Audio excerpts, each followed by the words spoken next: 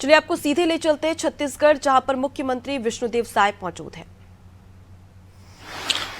आप सभी को मेरा सादर नमस्कार। आप सब लोगों ने आज के बजट को सुना है। हमारे वित्त मंत्री जी ने प्रभावी ढंग से बजट प्रस्तुत किया है। मैं कुछ मिनटों के लिए आप लोगों के बीच में हूं, बाकी हमारे वित्त मंत्री जी रहेंगे आप लोगों के साथ में। मेरा एक कार्यक्रम है, इसलिए खाली मैं शुरुआत आप लोगों के बीच में करना चाहूंगा। आज हमारी सरकार का ये पहला बजट है और यह बजट केवल 5 साल का बजट नहीं, बल्कि छत्तीसगढ़ को आगे कई वर्षों तक ले जाने वाला, विकास की दिशा और दशा संवारने वाला यह बजट है। यह बजट बिना किसी नए कर प्रस्ताव के और मौजूदा करों में बिना किसी वृद्धि के प्रदेश का राजस्व बढ़ाने वाला यह बजट है। यह बजट हमारी सरकार का विजन डॉक्यूमेंट भी है। इस बजट से आप सभी को इस बात का तो पता चल गया होगा कि हमारी सरकार की प्राथमिकताएं क्या हैं। हम विकसित छत्तीसगढ़ के सपने को किस तरह साकार करने वाले हैं, ये आप सब लोगों को पता चल गया होगा। छत्तीसगढ़ के सभी वर्गों के समावेशी विकास को सुनिश्चित करने के लिए वर्ष 2024-25 के बजट के लिए मैं पहले पूरे छत्तीसगढ़ के लोगों को बधाई देना चाहूंगा और हमारे वित्त मंत्री जी को बधाई देना चाहूंगा। इस बजट में मुख्य रूप से बाकी विस्तार से बातें हमारे वित्त मंत्री जी करेंगे, लेकिन इस बजट में विशेषकर 4 क्षेत्रों में फोकस है। ज्ञान, जी का मतलब है गरीब लोगों पर यह बजट फोकस है। गरीब लोग कहने से जैसे आदिवासी क्षेत्रों में तेंदू पत्ता तोड़ते हैं, तेंदू पत्ता को हरा सोना भी बोलते हैं। और उसमें इस बजट में पहले 4,000 रुपया प्रति मानक बोरा मिलता था, जिसको बढ़ाकर 5,500 रुपया प्रति मानक बोरा किए और बोनस देने का भी प्रावधान किए। गरीब लोग जूते चप्पल तक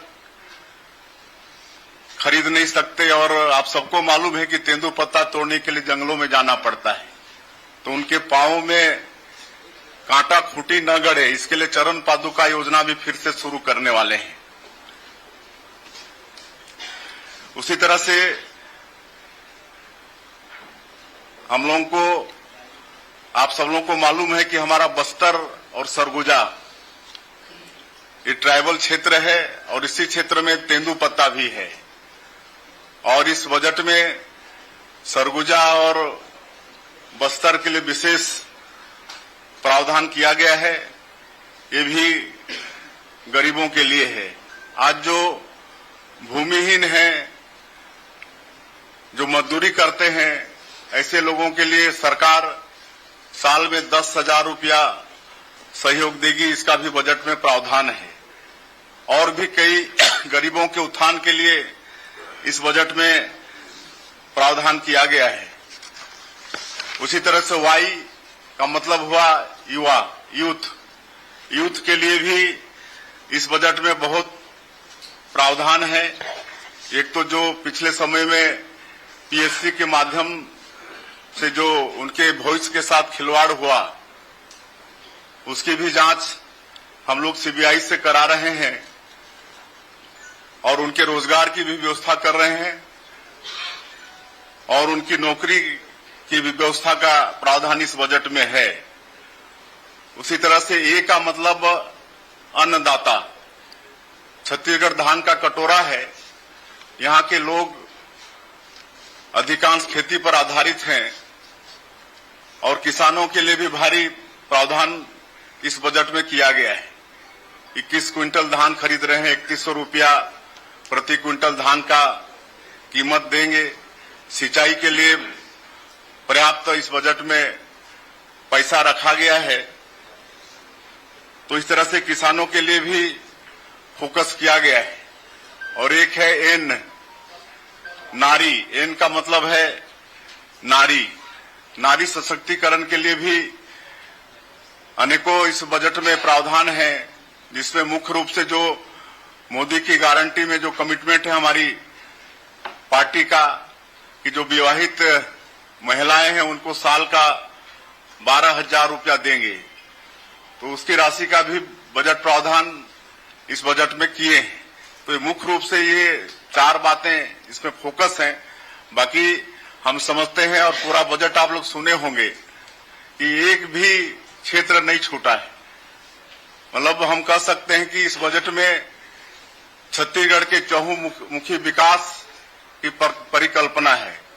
कोई भी क्षेत्र इसमें छूटा नहीं है। बाकी वित्त मंत्री जी आप लोगों के सामने में रहेंगे। मेरी थोड़ी व्यवस्था है, कार्यक्रम में जाना है, इसलिए इतना ही कहकर, और आप लोगों को भी इस शानदार बजट के लिए, और जो मतलब हमारे यशस्वी प्रधानमंत्री जी का जो सोच है विकसित भारत, तो उसी तरह तो हम लोग विकसित छत्तीसगढ़ की भी परिकल्पना किए हैं इस बजट के माध्यम से।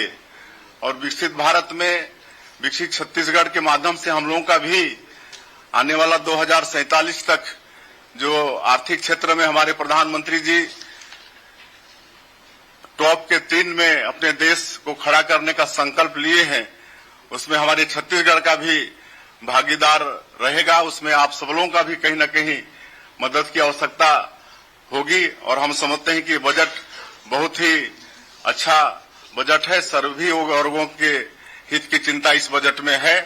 मैं बाकी हमारे वित्त मंत्री जी हैं, आप लोगों को धन्यवाद करते हुए मैं अपनी बात समाप्त करता हूं। मुख्यमंत्री जी, ओपी चौधरी जी ने आपकी सरकार का पहला बजट पेश किया है और विजन डॉक्यूमेंट के रूप में इसको पेश किया है। आप इसके कुछ प्रमुख हाइलाइट्स बता सकते हैं क्या? हाइलाइट्स देखिए, इसमें एक तो मैंने कहा कि तेंदुपत्ता जो हरा सोना कहलाता है गरीबों के लिए, और सरगुजा बस्तर विशेष फोकस किया गया है। तो तेंदुपत्ता का कीमत 4,000 से बढ़ा के 5,500 कर रहे हैं, और बोनस का भी प्रावधान कर रहे हैं। चरण पादुका का भी हम लोग उसमें प्रावधान कर रहे हैं। उसी तरह से महिलाओं के सशक्तिकरण के लिए महतारी बंधन योजना है, जिसमें प्रत्येक विवाहित महिला को 12,000 रुपया साल का देंगे। उसी तरह से किसानों के लिए कृषि उन्नति योजना में जो 3100 रुपया देने की बात किए हैं, तो उसके लिए 10,000 करोड़ का प्रावधान किए हैं। जो अंतर की राशि है 917 रुपया प्रति क्विंटल, उसको एक मुश्त 24,72,000 किसान इस साल धान बेचे हैं, उनके खाते में 10,000 करोड़ रुपया हम लोग इकट्ठे भेजने वाले हैं। 5 हार्स पावर तक किसानों को मुफ्त में बिजली देंगे। इसके लिए 3,500 करोड़ रुपए का प्रावधान हमारे बजट में किया गया है।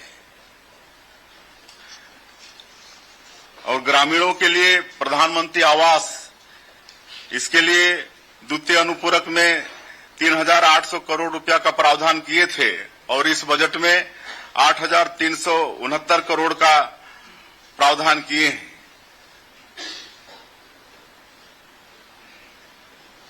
पेयजल का बजट को दुगुना किए हैं, 5,047 करोड़ का पेयजल में बजट रखे हैं, ताकि छत्तीसगढ़ के एक एक घर में नल के द्वारा शुद्ध पानी मतलब पहुंचा सकें।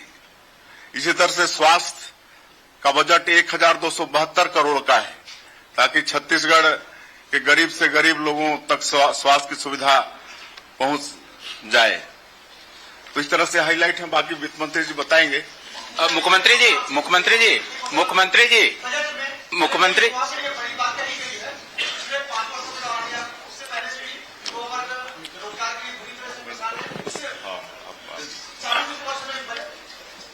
बाकी है ना।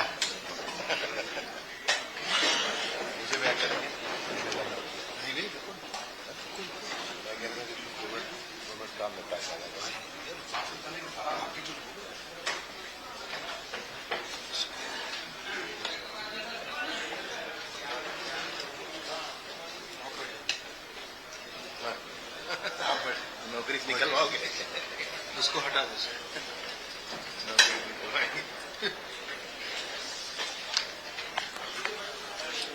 आदरणीय उप मुख्यमंत्री विजय शर्मा भैया जी से मेरा निवेदन है कि इस बजट के संबंध में अपने विचार दें।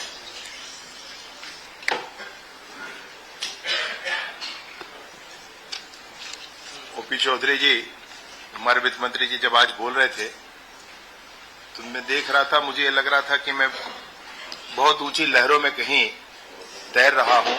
इस तरह का बजट था। आप सोचें कि वो बजट जिसमें कोई नए कर का प्रावधान नहीं हो, वो बजट जिसमें कोई नए कर का प्रावधान न हो, वो बजट जिसमें किसी कर के दर की वृद्धि ना हो, उसके बाद भी बजट का आकार बढ़ जाए, सच कहें तो ये चमत्कार है। लीकेज रोकने का, टेक्नोलॉजी को यूज करने का और इस तरह से बजट के साइज को बढ़ा लेना, इस तरह से बजट के आकार को बढ़ा लेना, ये बहुत बड़ी बात है। पहली बार बजट प्रस्तुत कर रहे थे, ऐसा तो आप में से किसी को भी नहीं लगा होगा, किसी को नहीं लगा है। और बहुत अच्छा बजट छत्तीसगढ़ की दृष्टि से हर एक आयाम को छूता हुआ, और विशेष रूप से मोदी जी की गारंटी जो है, मोदी की गारंटी, उन बातों को पूरा करता हुआ बजट। विशेष रूप से मैं एक बात और आपसे कहना चाहता हूं कि कोई बजट जो है वो कुछ पैसे का लेखा जोखा नहीं होता है, वो भविष्य की आधारशिला होती है। 2028 में जीएसडीपी 10 लाख करोड़ होगा। इस बात की कल्पना के साथ इस बड़े चैलेंज को हाथ में लेना, जब आज उसका आधा है, 5 साल में डबल कर लेना और 10 साल में 2028 तक उसको 10 लाख करोड़ कर लेना, इस बात का चैलेंज हाथ में लेना, ये बड़ी बात है और बहुत साहसिक है। विशेष रूप से ये बजट जो है वो ये कहता है कि ये 1 साल का कोई पैसे का लेखा जोखा नहीं है, ये भविष्य के उन्नति की आधारशिला है, छत्तीसगढ़ के उन्नति की आधारशिला है। मैं हृदय से बधाइयां देता हूं माननीय हमारे वित्त मंत्री महोदय को और विशेष रूप से हमारे मुख्यमंत्री जी को, जिनके मार्गदर्शन में ये पूरा टीम काम कर रहा है। बहुत बहुत धन्यवाद।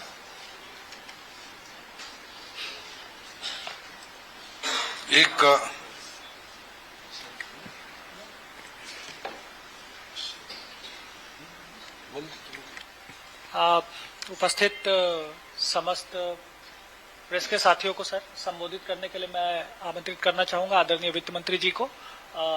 वो एक प्रस्तुतिकरण के माध्यम से आप सभी को संबोधित करेंगे और तदुपरांत प्रेस कॉन्फ्रेंस के आगे की कार्रवाई करते हुए क्वेश्चंस लिए जाएंगे।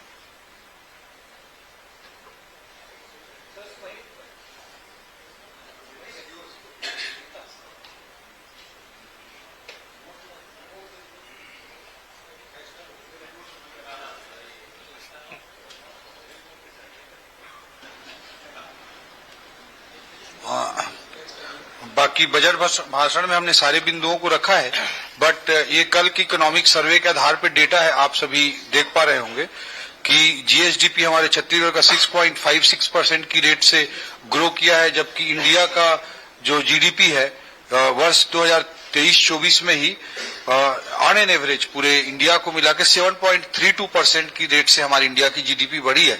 जो इकोनॉमी का स्लो डाउन है उसका छत्तीसगढ़ में पिछले 5 सालों में जो गलत नीतियां रही या जो भी कहूं मैं, उसके कारण से इकोनॉमी स्लो डाउन हुई है। ये साफ तौर पे इकोनॉमिक सर्वे के डेटा बता रहे हैं। क्षेत्रवार जीएसडीपी का जो ग्रोथ है वो एग्रीकल्चर सेक्टर में 3.23% है हमारा, इंडस्ट्री सेक्टर में, सेकेंडरी सेक्टर में 7.31% है और सर्विस सेक्टर में 5.02% है। इस फिगर से मैं यही निष्कर्ष निकाल सकता हूं, आप भी निष्कर्ष निकाल सकते हैं कि इंडस्ट्री सेक्टर में छत्तीसगढ़ में अपार संभावनाएं हैं बिकॉज ऑफ नेचुरल रिसोर्सेस। तो उसके बाद भी देश के सेकेंडरी सेक्टर में ग्रोथ की जो रेट है 7.93%, उससे भी थोड़ा कम रहना हमारे लिए दुर्भाग्यजनक है। We need to improve it आने वाले समय में। और जो सर्विस सेक्टर का ग्रोथ रेट है वो 5.02% है, जबकि ऑल एवरेज इंडिया का 7.72% है। जबकि हमारा सर्विस, कोई भी इकोनॉमी जब डेवलपिंग से डेवलप्ड इकोनॉमी में कन्वर्ट होती जाती है तो प्राइमरी सेक्टर में पॉपुलेशन की डिपेंडेंसी घट के पहले सेकेंडरी सेक्टर की ओर और फिर सेकेंडरी सेक्टर से टर्सरी सेक्टर की ओर शिफ्ट होती जाती है। आप सब लोगों को पता है। तो ये देखिए आज भारत की जो स्थिति है कि एग्रीकल्चर सेक्टर में जो जीडीपी पे